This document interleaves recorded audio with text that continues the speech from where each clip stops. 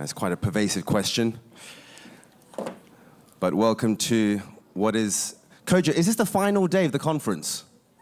It is, right? So there's nothing like a finale. So, ladies and gentlemen, I'm delighted to be able to moderate this session today. My name is Ghalib. I am the Special Advisor to the Secretary General of UN Tourism, and I'm delighted to be joined today by an august group of experts who will be helping me navigate this essential conversation. But before we do, one thing has become crystal clear in the past few days. Tourism in Africa is growing rapidly, but the access to that has not followed. And this is why sessions like we're having today matter so much. We have the talent, we have the ideas, and we have the women driving this sector.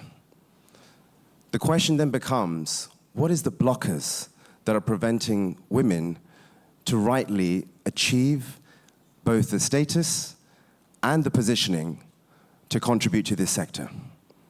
Now, to help me navigate this conversation, I'm delighted to be joined by a number of experts. So I'll kick off straight away, and if I could be joined by them. I have with me Miss KALEMBE. KALEMBE from Women in Hospitality, Uganda. If I could request you to please join me. Excellent.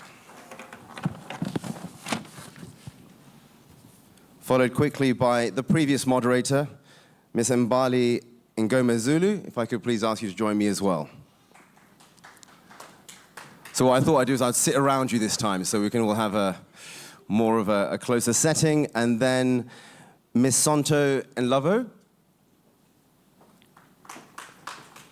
So Mbali, as you may have known from the previous session, is the Business Development Manager for MasterCard in Africa. And Ms. Sonto NDLOVU is the CEO and founder of Beacon Africa Tourism Consultancy. A very warm welcome. And last but not least, in a session of panelists, you also need an academic to help guide the conversation to what we can do from the academic lens. Professor Tawanda MUSHIRI, the Executive Director of Scientific and Industrial Research and Development Center. If you could please join me.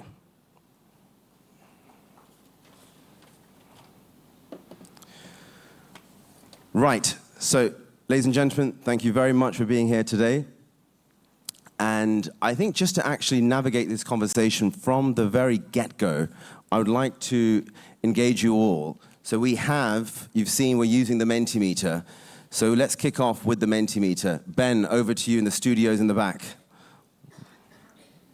So we have here the first question, which will populate any second, I believe.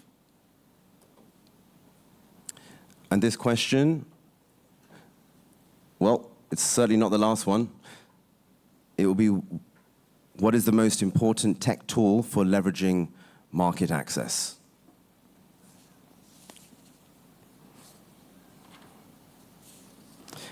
And while they're doing that, so Mbali, how are you doing today? You've just come straight out of a session. Are you shattered? You doing all right? I'm actually... And I love this positioning of the mics. They're all like, you have to move at a perfect 90-degree angle, left or right. So apologies, I've currently got perfect positioning on this one.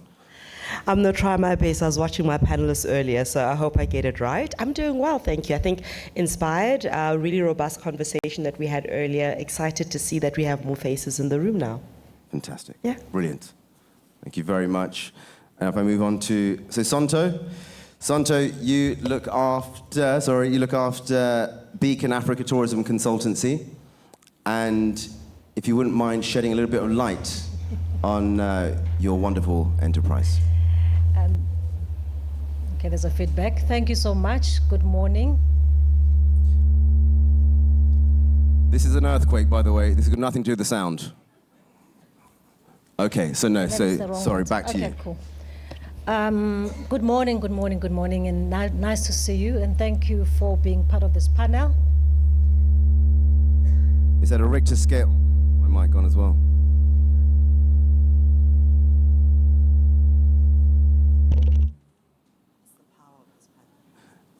As in Mbali said, I think my mic is, can you hear me? My mic dead? Okay.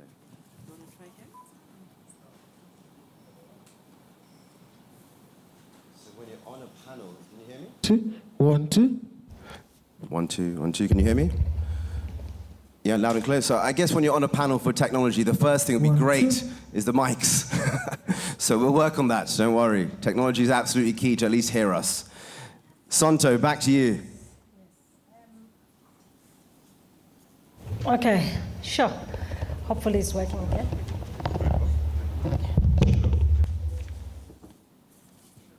Thank you. Then there was live. Thank you so much. Thank you so much. Yes, I run a company called Beacon Africa Tourism. It is a tourism consulting company. Essentially, I've been working with tourism businesses in Africa for 20 years now. And I say to people, I take small businesses out of ICU back into life. So I am running my own mentorship and coaching program through my company. And we are seeing quite a lot of interesting stuff going on. But I'm loving being part of this panel. Thank you very much. Thank you very much. Your analogy is remarkable. It's like you're resuscitating a dead horse. Fantastic. Okay, and that also takes me to, well, let's go with Professor Tawanda. So, Professor Tawanda, you are our expert insofar as the academicians are concerned. So if you wouldn't mind shedding some light as the executive director of what I understand is a very important research center. Oh, thank you so much. My name is Tawanda MUSHIRI, and I come from Scientific and Industrial Research and Development Center, SIRDC. This is the Zimbabwe's Technology Center, which runs into the economies of Zimbabwe and doing quite some researches in terms of agriculture, manufacturing, artificial intelligence, health systems, mining and mineral beneficiation, water and environment clusters, as well as advertising, marketing, digitalization, and quite a number. And I am a professor of artificial intelligence. It's a pleasure for me. I'm going to talk more about how the digital space is going on in Zimbabwe, and also how it will benefit the women in tourism. Thank you. Thank you very much. And given that you're also a professor of AI, I think your contributions will be quite critical to this. Thank you very much. Now, last but not least, so Ms. KALEMBE. So you are a founder, and I understand you run a bit of like an ecosystem. I don't think your title does it justice. So you are founder of Women in Hospitality in Uganda. Would you mind expanding upon that? Thank you so much, everyone. I'm happy to be back to one of my favorite cities, Victoria Falls. My name is KALEMBE, and yes, like you said, I run an ecosystem.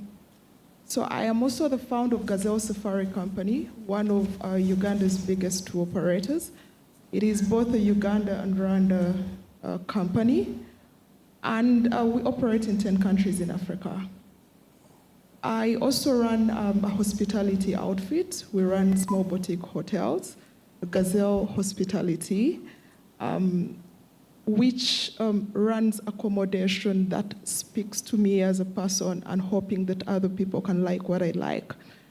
In running those two, I realized that I would go to places, to spaces like these and speak about women issues, and there was no women. The women that entered the room were probably cleaning up or serving us extra drinks and this and that, and there was nobody to speak to policy, to question the status quo. And then that's when I founded Women in Hospitality to try and leverage women to do more, to take up more leadership positions, but also most importantly, to look at the gender employment gap in the tourism and hospitality sector in Uganda. And I appreciate you sharing that, and it's critical work that which we're going to uncover a little bit more shortly. Now back to the mentee.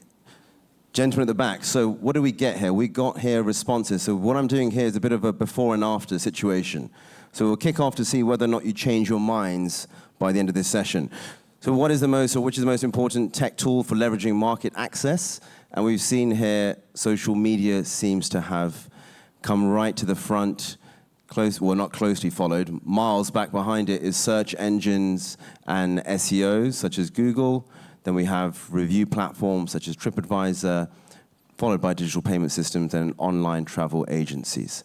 So it's very, very clear here. And Mbali, I'll kick off with you. So just in terms of the key tools that will help leverage the right kind of market access, what are your thoughts on this?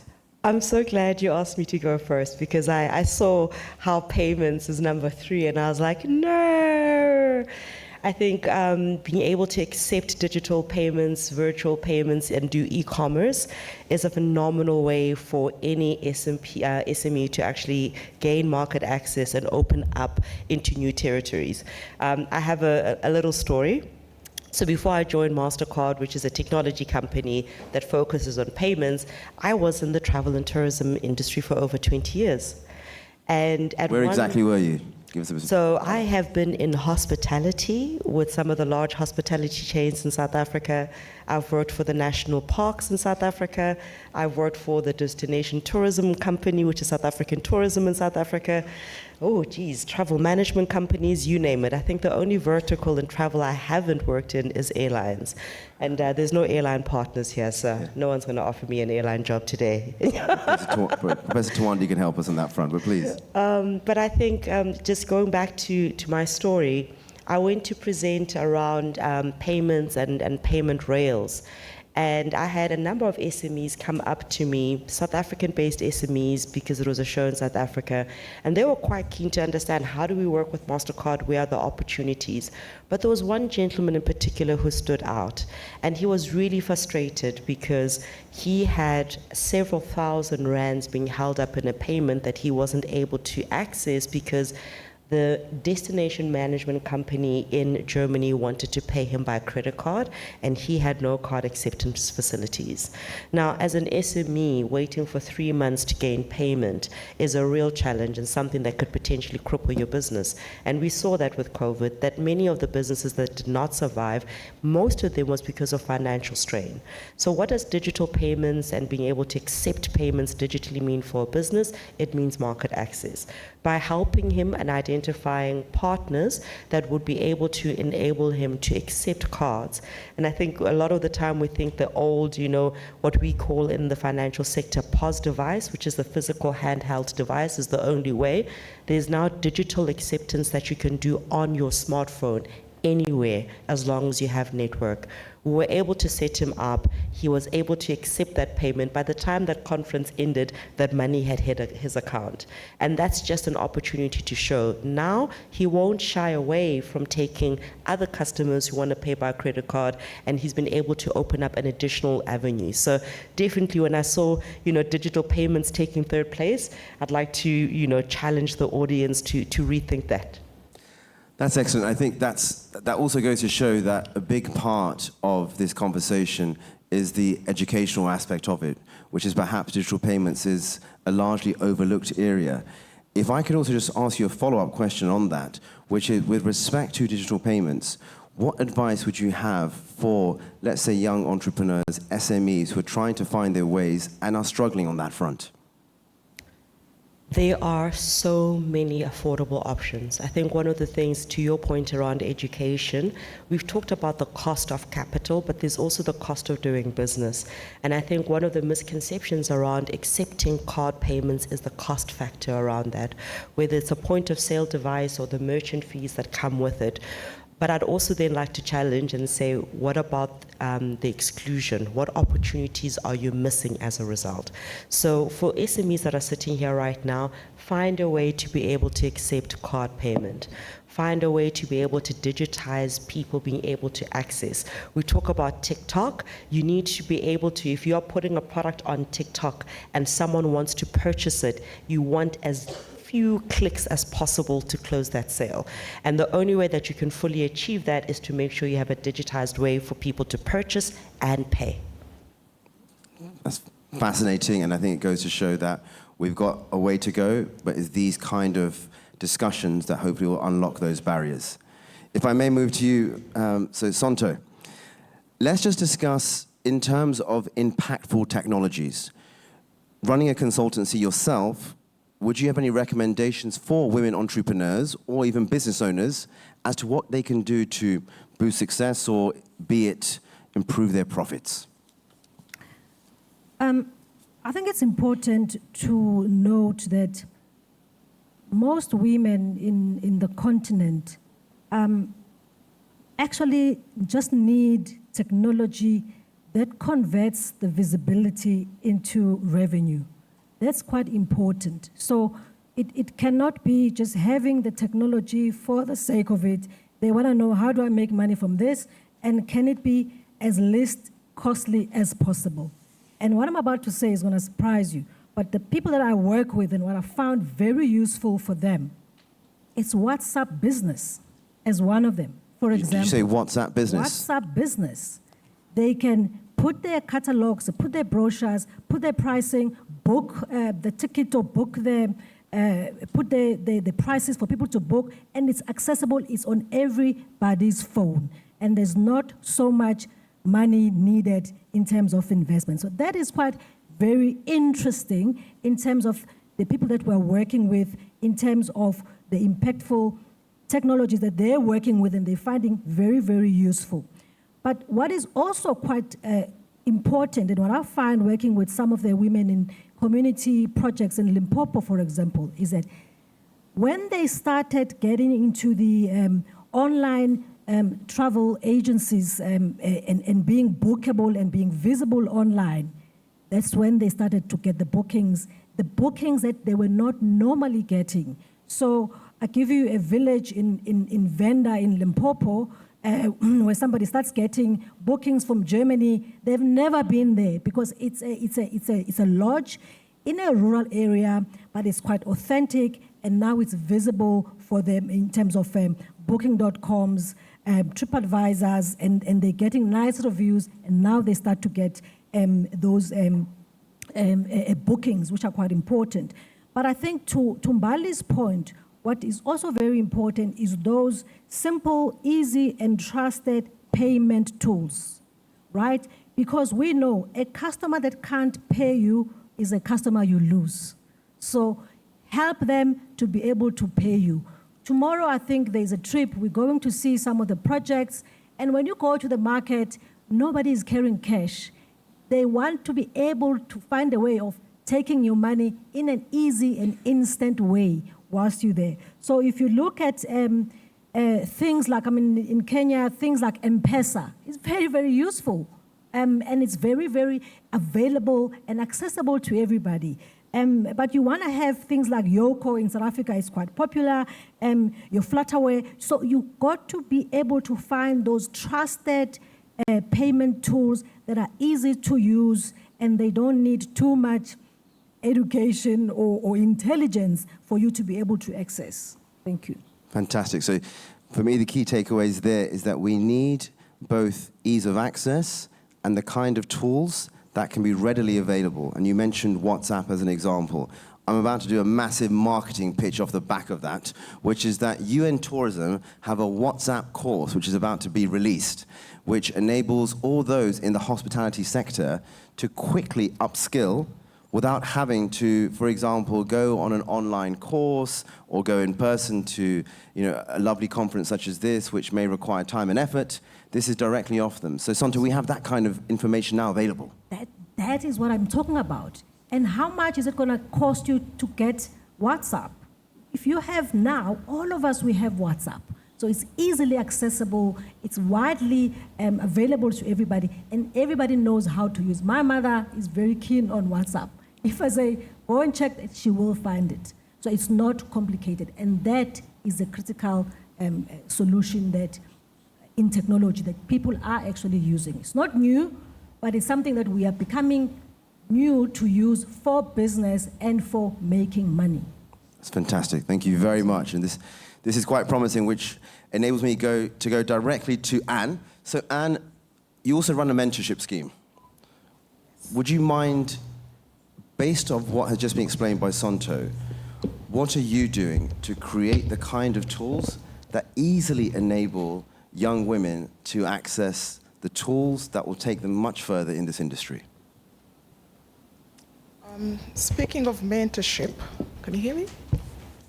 Speaking of mentorship, there is something I want to dive into before I answer his question.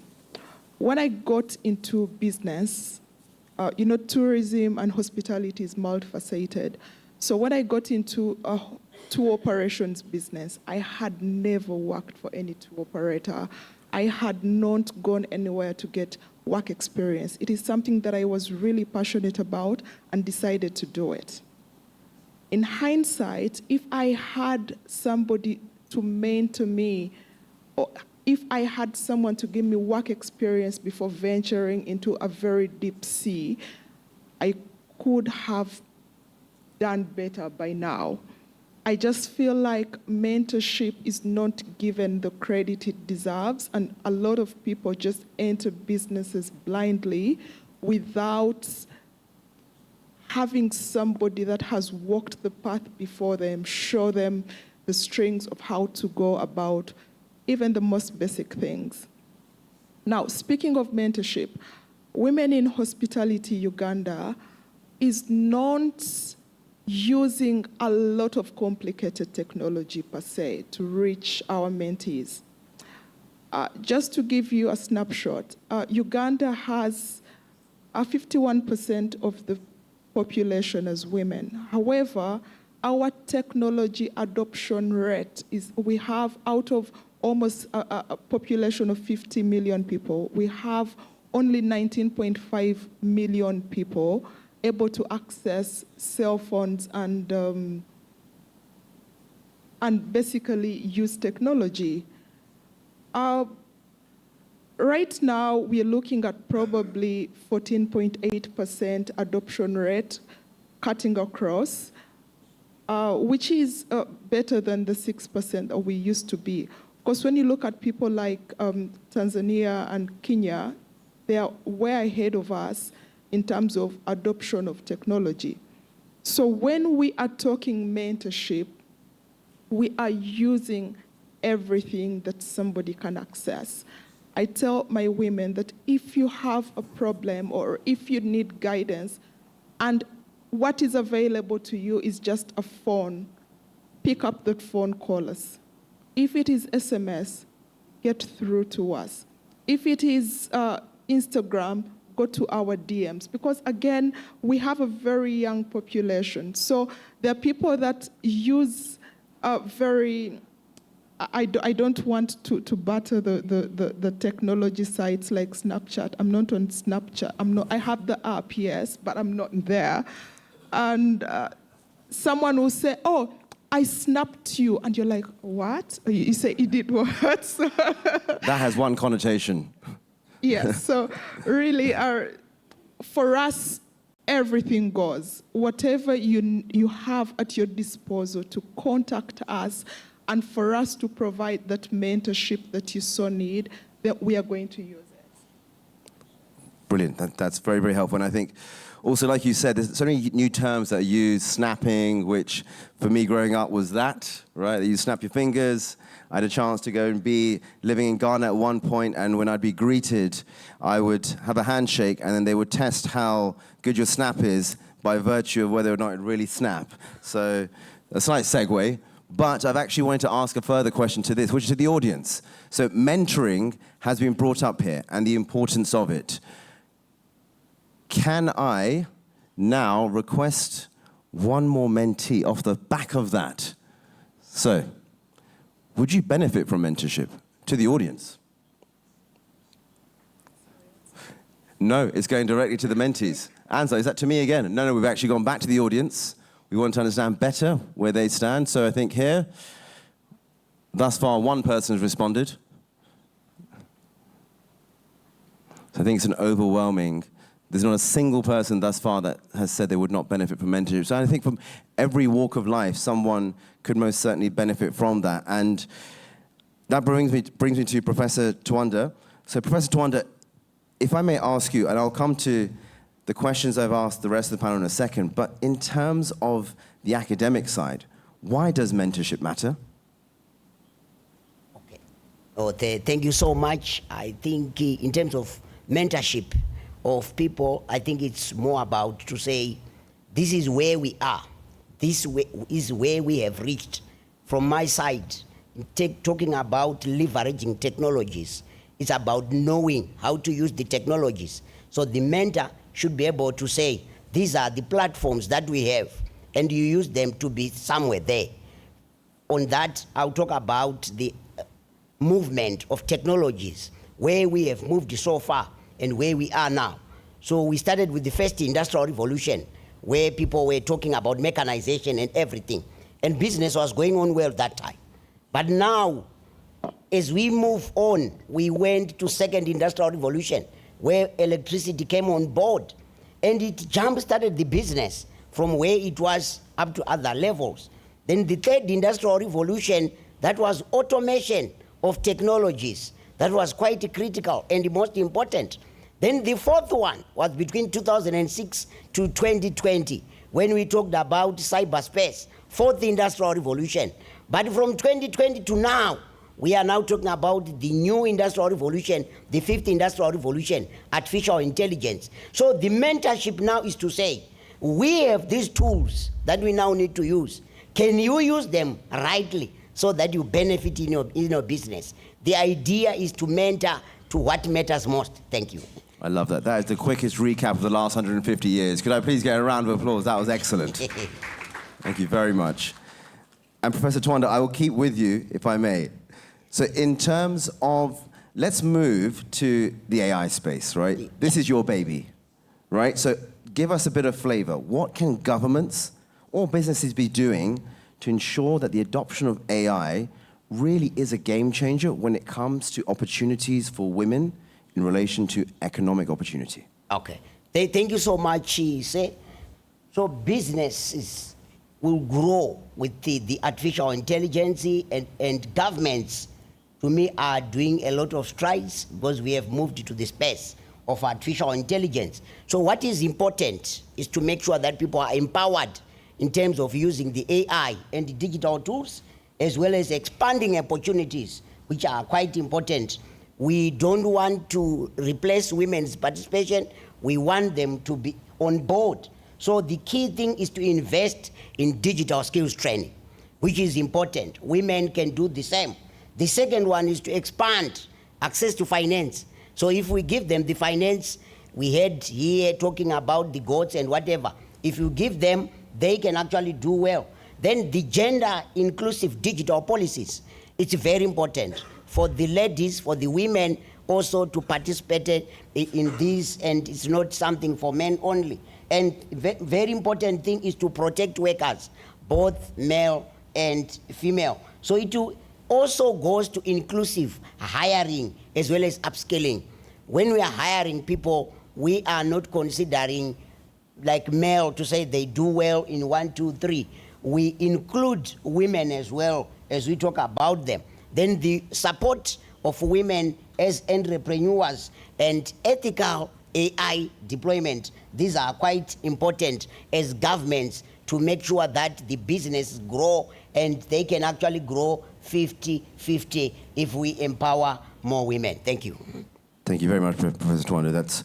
That's a number of different areas you've covered there, yeah, including access to finance. Yes. And I've got the representative from MasterCard here, so let's go back to finance for a second. Mbali, what does MasterCard do? I know you don't have this as a question on your list, so this is going to be completely off the cuff. So are MasterCard doing anything to help support, for example, young entrepreneurs to establish the kind of means to gain that finance? So I think we need to start with, what does MasterCard do? Please. And with that, I'll start with a joke, or a story rather. I joined MasterCard and my whole family said, "Yay, we're getting credit cards." I was like, no, that's not what's happening. So I think the easiest way for me to describe what MasterCard does is that we're a technology company with payments at the core of our business. We started several decades ago now, and really where credit card started was a gentleman who went out to dinner. He was entertaining a customer and he had forgotten his wallet at home. And now he had to pay for dinner. And then he realized, okay, he also can't sign a check. So it was almost like a little IOU, I'll come back. And essentially, credit cards started from there. So MasterCard and our competitors, we are a technology company that acts as a railway system for moving funds globally. Anywhere where you see a sign, if you see MasterCard and you have a MasterCard sign on one of your bank-issued cards, it means your card works there. So the analogy I gave my family is, imagine a global railroad with tracks that run to every single country across the world. That's MasterCard. And the trains that run on these railroads, those are the bank partners that we work with.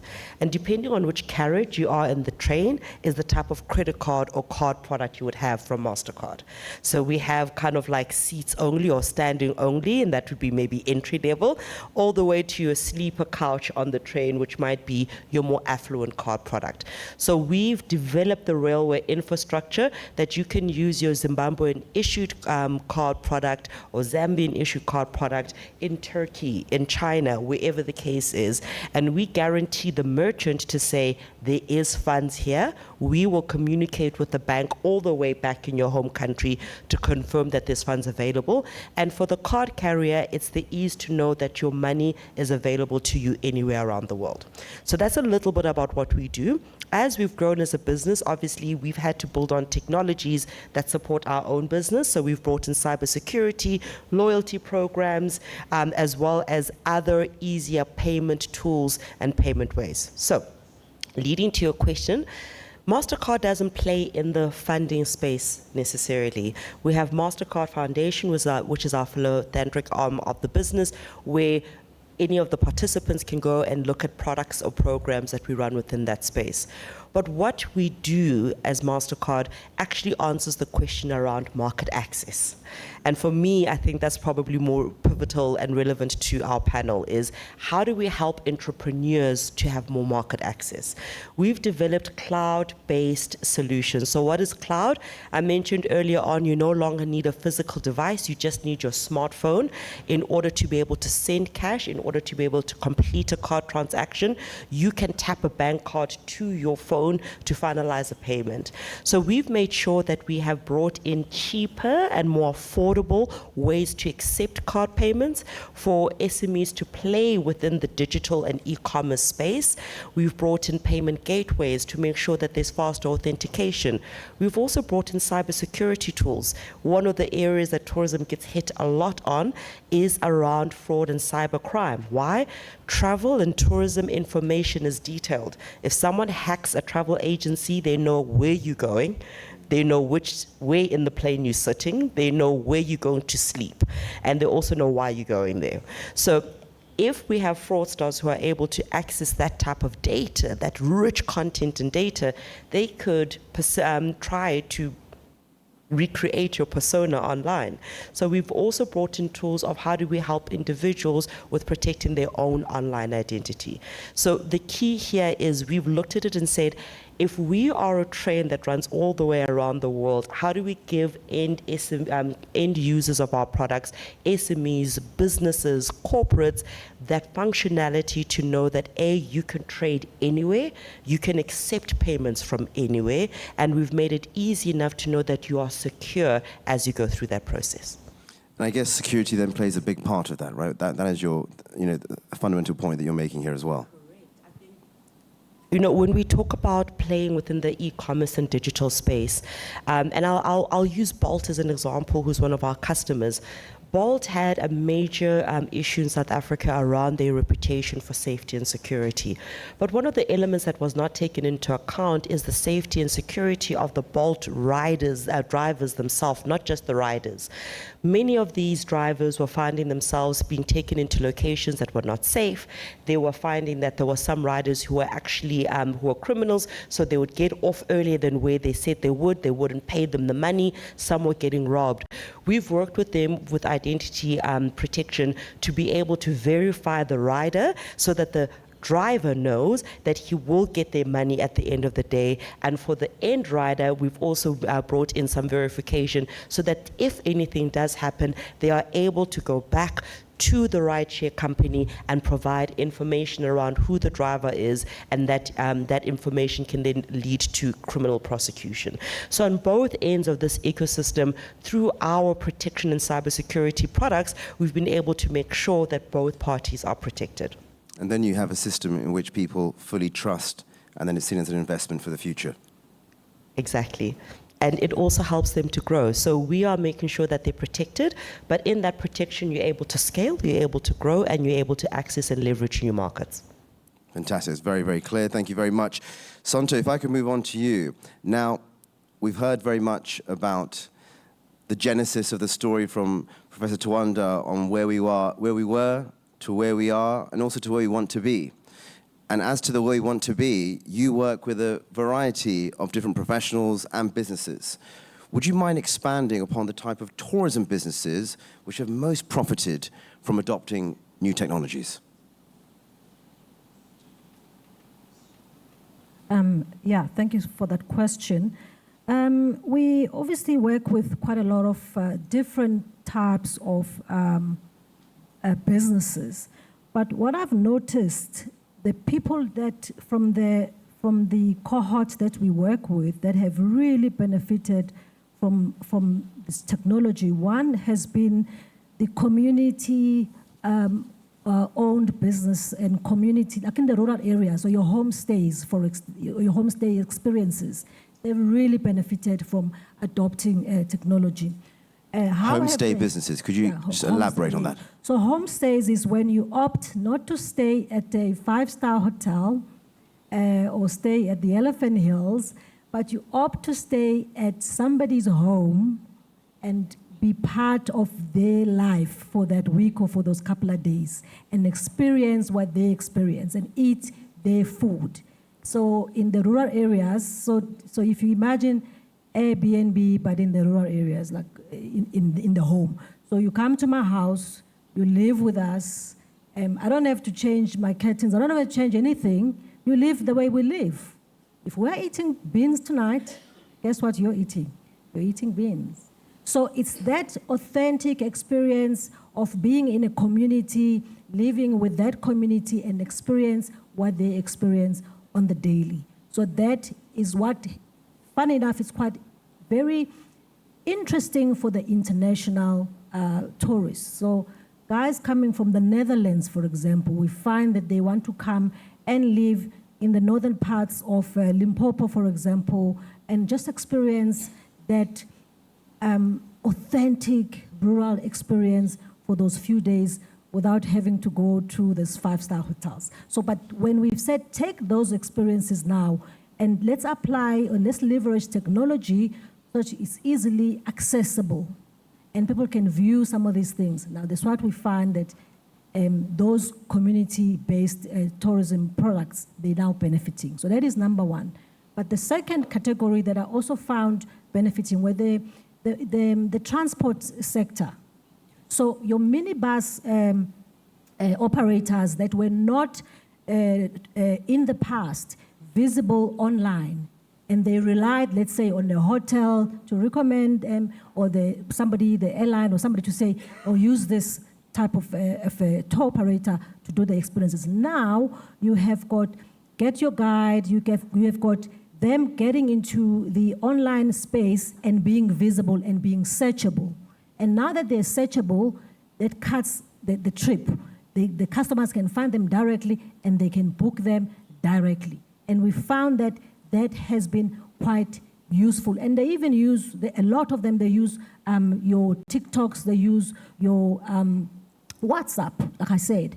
And they're getting a lot of, basically, now they're visible, which is what that they were not visible before. So that has been quite useful for some of the people that we're working with. And they're finding a benefit of now moving from the traditional way of doing business and really adopting. They still need a lot of digital literacy, for sure, you know, because to get them on the Google ads and get them searchable, you still need to teach them and show them and hold their hand. And remember, the critical thing, especially for women in tourism, is what we've found is that the issue is never the technology, but it's the technology that is available, that is correct, that I can use. If I don't have, and normally they don't have the IT department, they don't have the training department, they want a place where they can go and just be able to do stuff by themselves because they are the IT manager as well as the CEO at the same time. So that is what we find very, very beneficial. Very quick follow-up, if you want to give me a brief answer on this as well. Let's say, for example, someone here wants to kick off a community-based experience. What steps should they need to take? Well, there's different ways of doing it, because in the community experiences, there's different categories as well. So there's accommodation, there's experiences, there's crafts, there's a whole lot of different things. But the critical thing is that in your particular country, you need to be aware what processes you have. In South Africa, for example, you still have to go through the accommodation kind of associations and be able to make sure that you are known, you are compliant, and all those things are there. So you can't necessarily just wake up and just do this experience. The second part is that the tourist boards are very helpful in helping those women in the communities to actually enroll their businesses and also help them to get them to a particular standard in terms of hygiene, cleanliness, and access. This is how you can get there.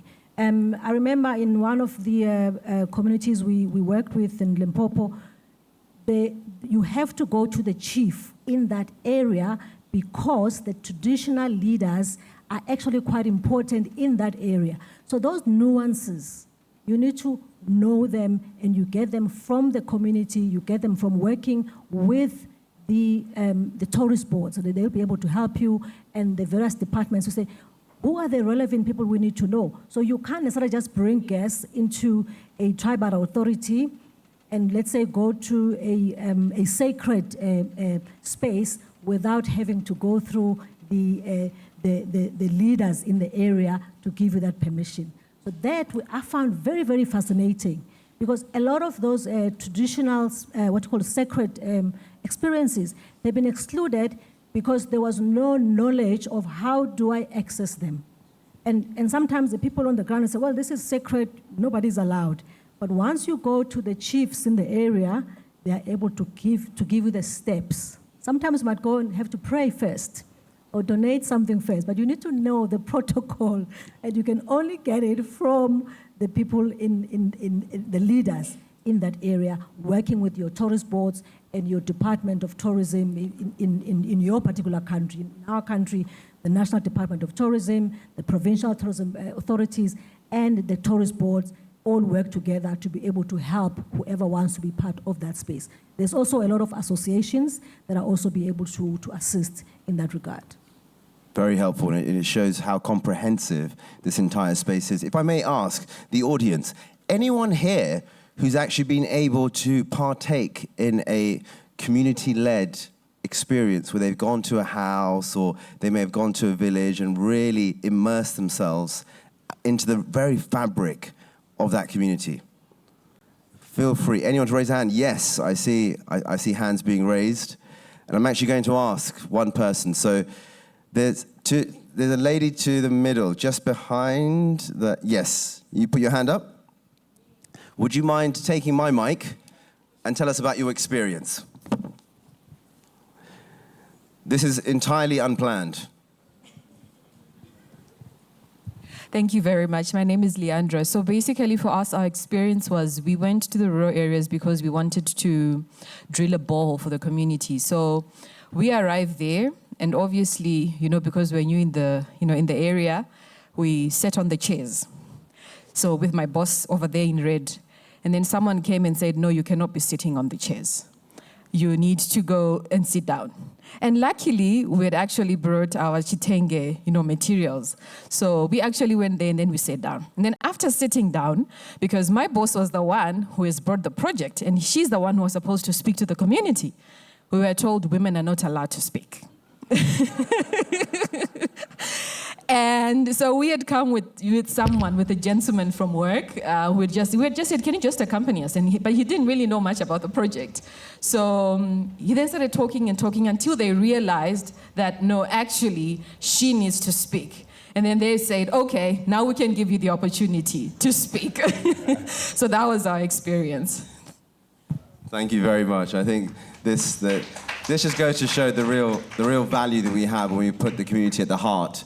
And I appreciate you sharing that anecdote with us. And Uganda, so I'm going to give you a quick story as well now that we've gone there. So at the age of 10, I was in Uganda, and my uncle decided to tail a group of cars that looked like a convoy that was quite important.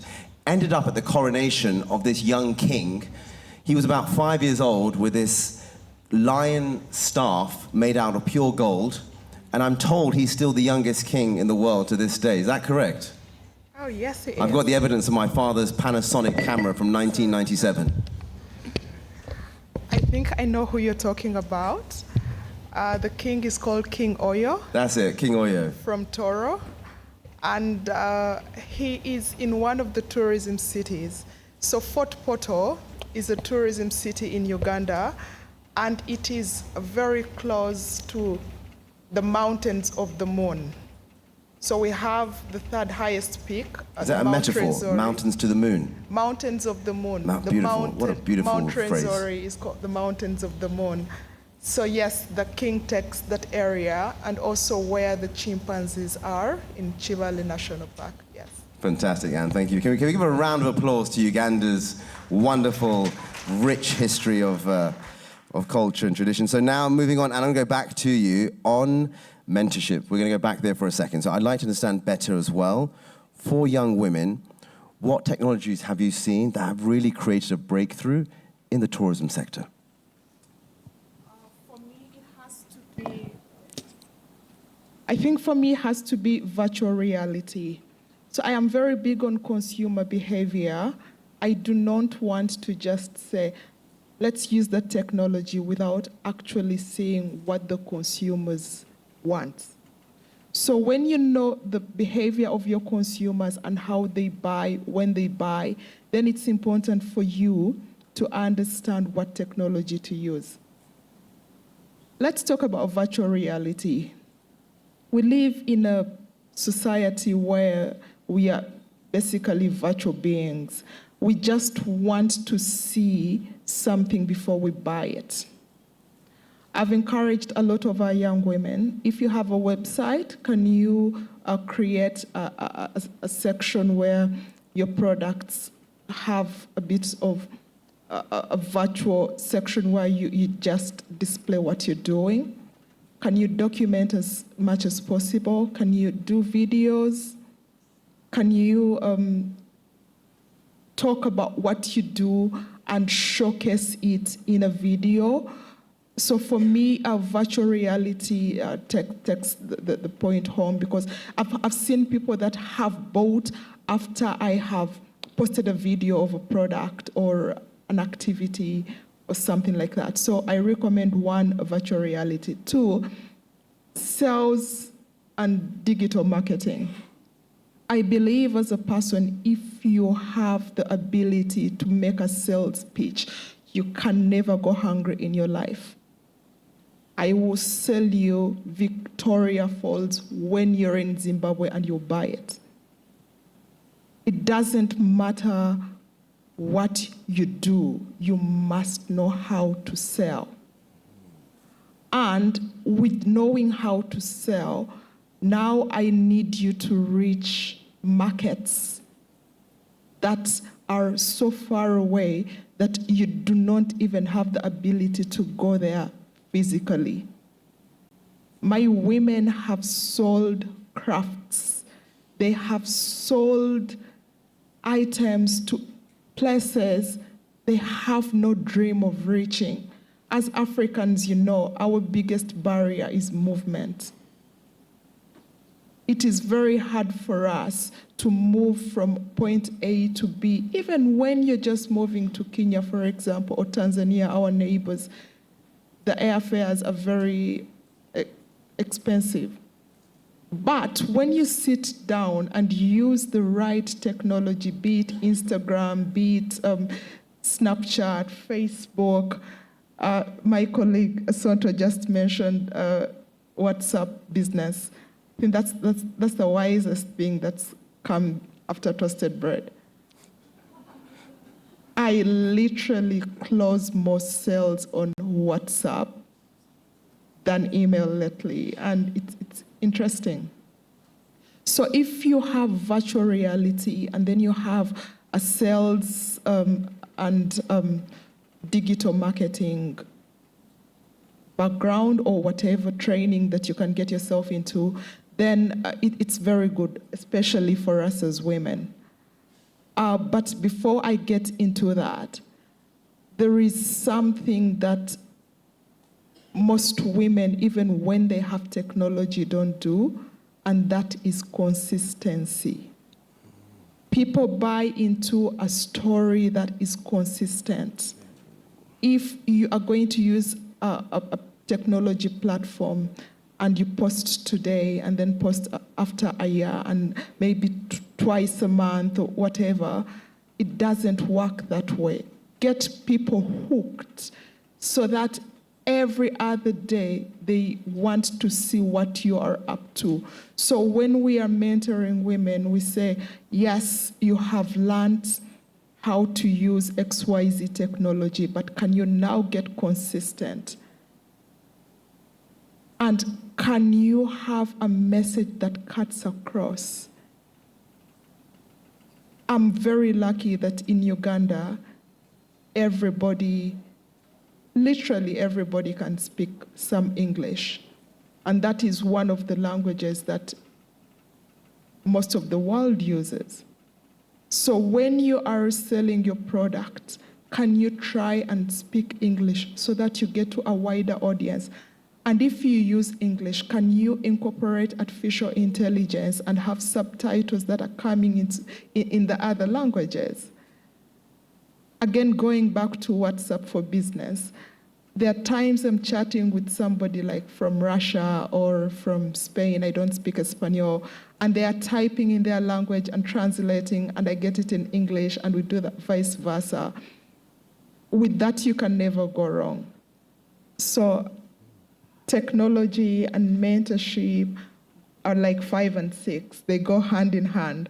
So if you think that you're going to mentor the women and tell them, you know what, you need to write a letter to Ghalib and tell him that I need to see you, he's not going to get it. He probably doesn't even check his mailbox anymore. So let's employ the available technology. And again, I'm not going to say XYZ technology. Let's use everything, because one person maybe, I've spoken to people from the US, especially the older people, and they say, hey, can I WhatsApp you? And they say, what is that?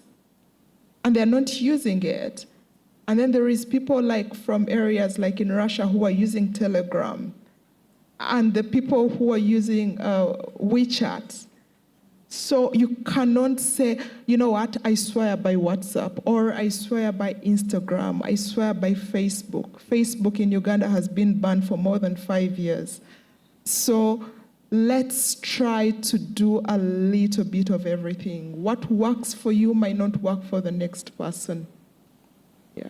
Fantastic, and that is so interesting, and there's so much I could unpack from that as well. And for me, in essence, being amenable to change, especially within a virtual world where, like you said, there's so many different types of tools, that if you're not adaptable to those tools, then you potentially are left behind. And something else you mentioned as well, which is that people buy into stories that are consistent. And that to me resonates on both on the mentorship side that you've mentioned. Sonto mentioned about the community experience. And to me, it's very clear that a community-led approach is so pivotal to enabling women to have the space within the tourism sector to not just grow, but from a longevity perspective, have the tools to sustain.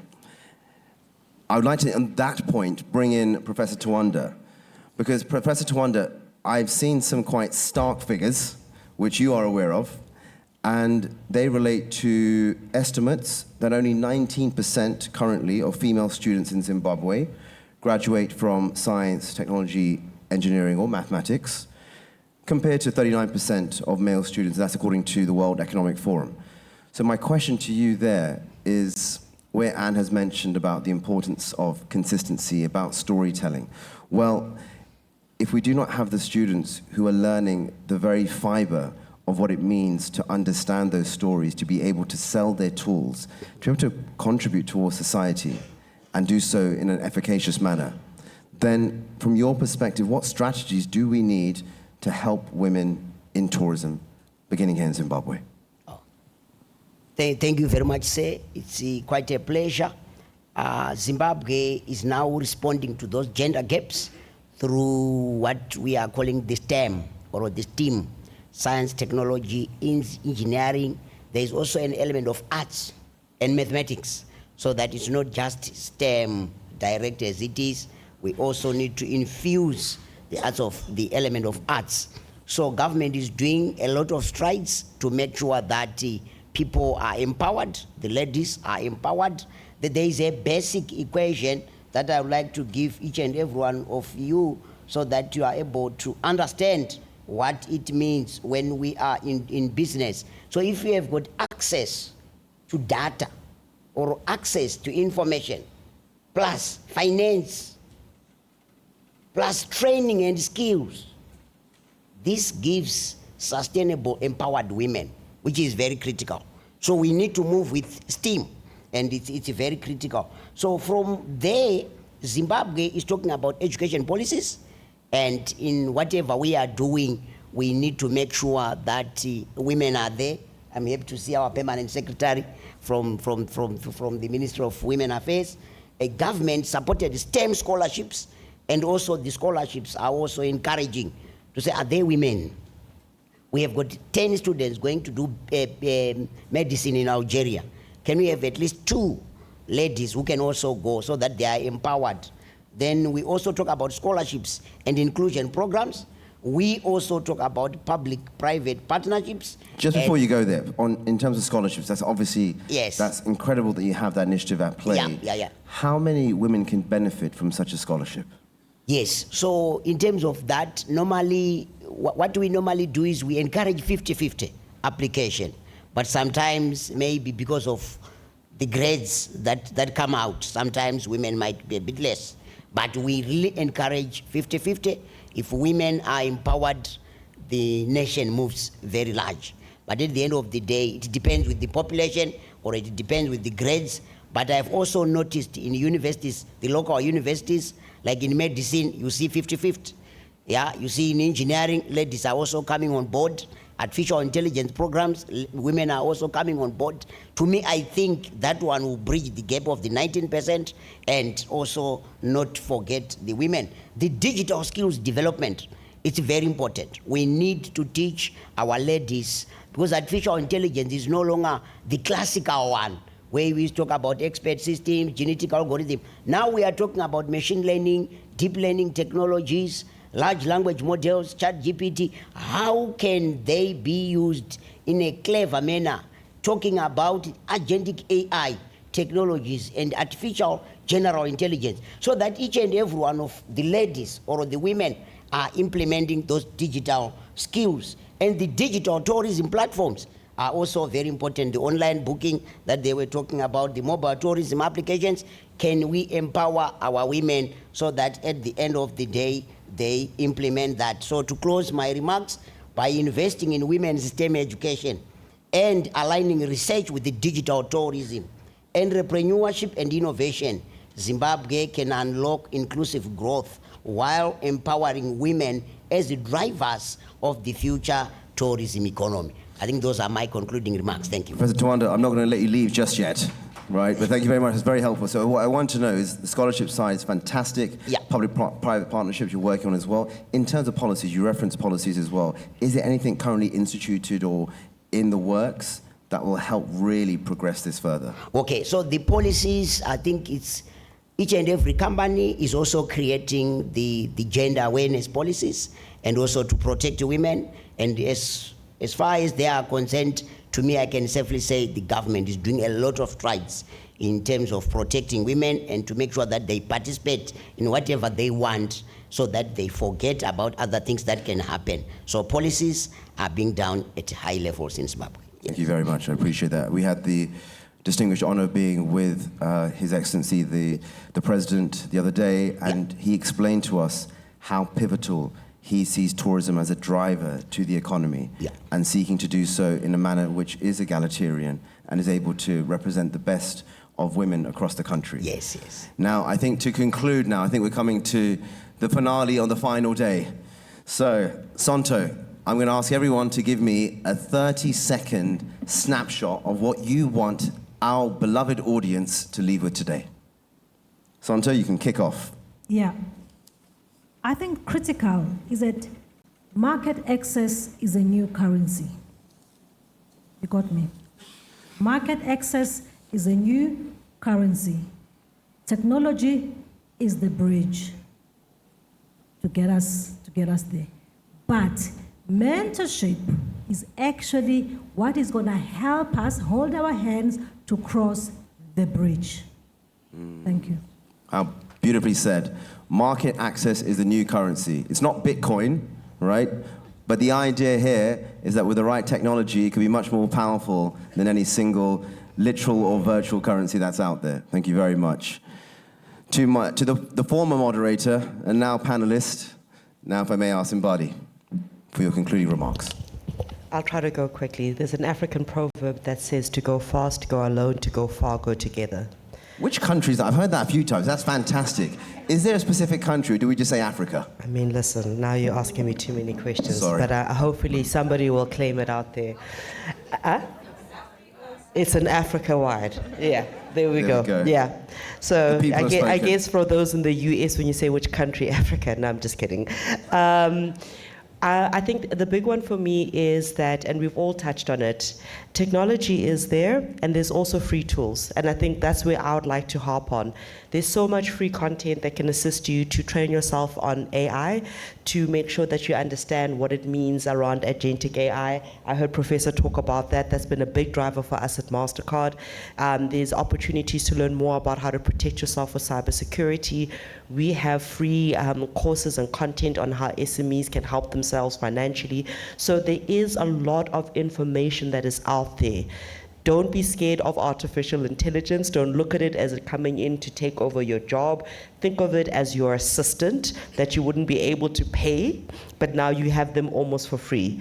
Bring on AI, bring on the technology, take the time, learn, educate yourselves. We talked about in the previous panel, don't wait for the table, for the seat, make your own seat at that table. The power's in your hands to be able to go out there and find the technology that will suit your business. Thank you very much. Do not be scared of AI and make your own seat. Thank you very much.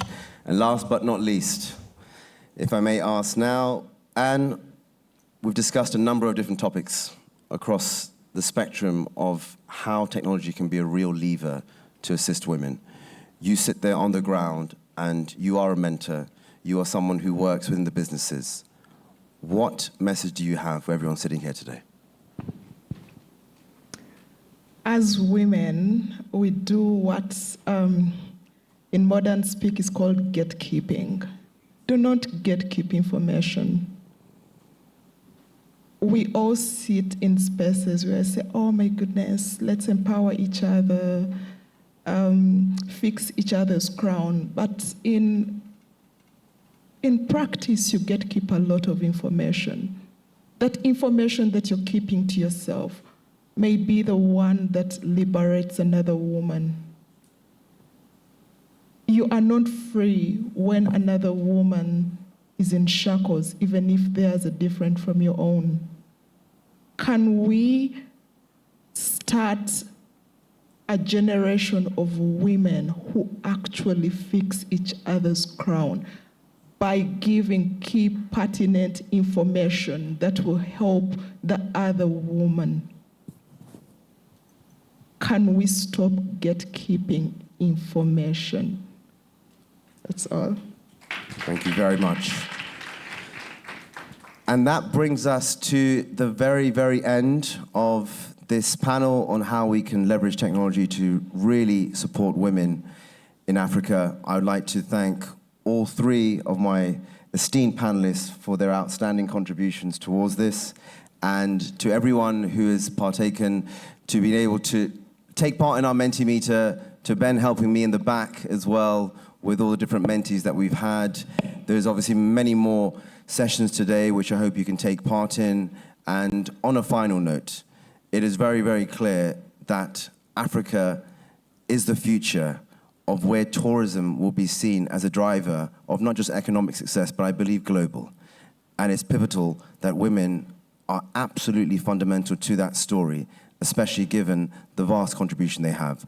I'd like to thank you all for joining me today. My name is Ghalib, and we hope to see you again for the next session. Thank you very much.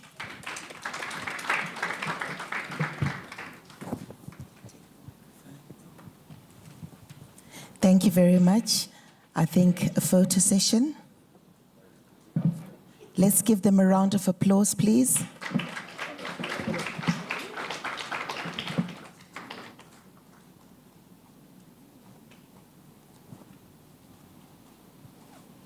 I didn't see Zimbo there. Can we do a Zimbo?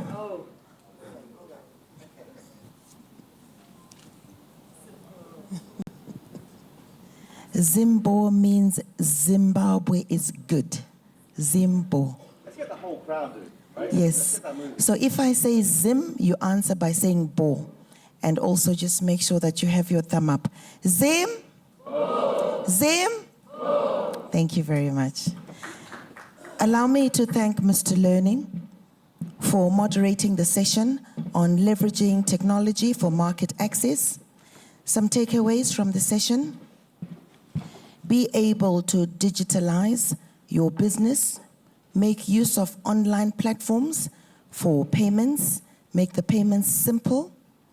You also need technology to promote your businesses. Mentorship is not given the credit that it deserves. And the question is, why mentor? Why does it matter? Mentor to what matters the most. And also, the adoption of AI is a game changer. Empower women on the use of digital use and the use of digital platforms for their businesses. Also, market access is the new currency. That's what we learned. And finally, make sure that you make your own seat at the table. We will take a health break. It will be exactly 15 minutes. We need to come back and continue with the next session. Thank you, and enjoy your coffee and tea.